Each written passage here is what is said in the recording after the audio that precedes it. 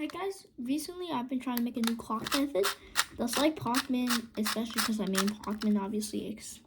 Like I'm sure you guys are shocked I don't use 7 flip or 7 simul, but I made a new method and it's kind of like pseudo flip made by Nathan Suslowich. I don't know if I pronounced your name right, but go check out his video.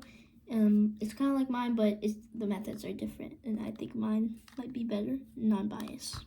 All right, and let's go into the tutorial. All right, so the clock is all scrambled up, and first case is you see here. This step is covered in Nathan's video. So you see how once we do align center to this one's not at 12. So what we can do is we can visualize where it ends up, and here it will end up here, one tick away. So, oh, my screen is mirrored, so obviously. So here it's positive 1 tick away. So I'm gonna do positive 1 tick with this one. And then when I do this, it's gonna be like that. But that's not the only step. The other one is we memorize this in the back. And from this center to here, which is positive 3, and we flip it around, it's gonna be negative 3 because we're doing x2 flip. So our memo would be plus 1 and negative plus 1. No, I mean, sorry. Plus 1 and negative 3. So here we would do the plus 1. Then on the back we would do the negative 3. As you can see, this is paired up. And now we can just solve the cross however you like. Doesn't matter. And after we do the x2 flip, this is going to be solved. And then you just solve the corners like usual. But unlike optimized Pacman, this method is different because once we scramble this clock all up, you see, once we do this, we memorize the same thing in the back. We do a 6, and then this at the same time. And then here, you have to match up this and then move to there.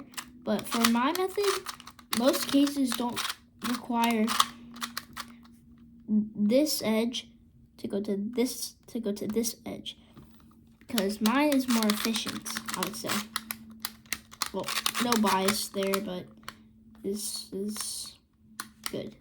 And another case that you can get is let's just say this is solved and you know the first step. The first step will never change as long as you don't have anything. So you see here, you could also do 1 tick to match up this to this, so you can flip it. So it's gonna be 1 because we did the x2 flip, 1, and then when you flip, it's gonna match up. This and this match up. This and this will match up. This and this will match up. So when you flip after you do your first cross, you can solve that, and then just solve all the corners, and you're done. And one last case is corner skips. So corner skips are really simple. You don't have to do anything except for the front one, the front memo, and you just don't have to do anything for a corner skip. You can just do front memo and no back memo. So here it's 3, and then this one will end up here. So we do negative 3, and then boom, boom, boom. And then you would have a corner skip, so we just want to do this and preserve it. And then you just solve the last corner, or you might get a skip. So yeah.